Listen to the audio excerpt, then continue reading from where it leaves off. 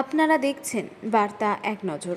পশ্চিমবঙ্গ জুড়ে গ্রাম পঞ্চায়েতের অন্তর্গত ট্যাক্স কালেক্টিং সরকারি ইউনিটের পক্ষ থেকে সব জেলা জুড়ে প্রত্যেক জেলার শাসক এবং ডিপিআরডিও এর কাছে বিভিন্ন দাবি নিয়ে স্মারকলিপি প্রদান অনুষ্ঠিত হচ্ছে।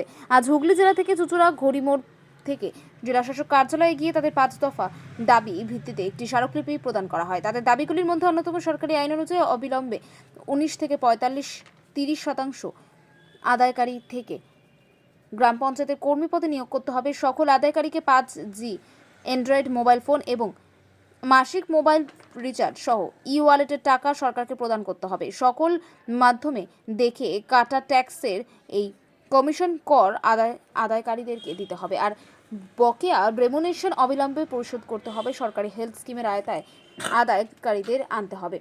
পুনর্বীকরণ প্রথায় বিলোপ করতে হবে। যাদের বয়স 60 বছর হয়ে গেছে অবসরকালীন তাদেরকে এককালীন 5 লক্ষ টাকা দিয়ে কাজ করে অবসর দিতে হবে।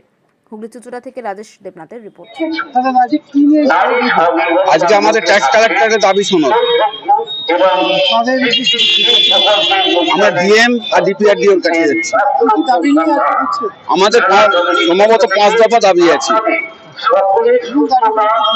মূল দাবিগুলো আছে প্রত্যেক কর আদায়কারীকে 9008 এর আইনের আওতায় আনতে হবে, অথবা 15,000 টাকা থেকে 18,000 টাকা মাসিক ভাতা প্রদান করতে হবে।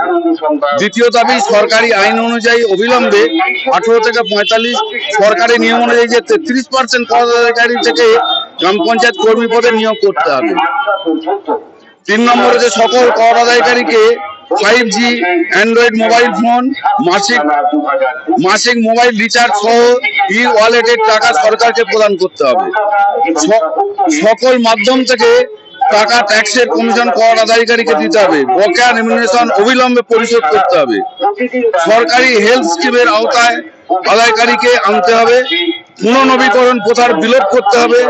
যাদের বয়স 60 বছর হয়ে গেছে অবসরকালীন তাদেরকে এককালীন 5 লক্ষ টাকা দিয়ে কাজ থেকে অবসর নিতে হবে।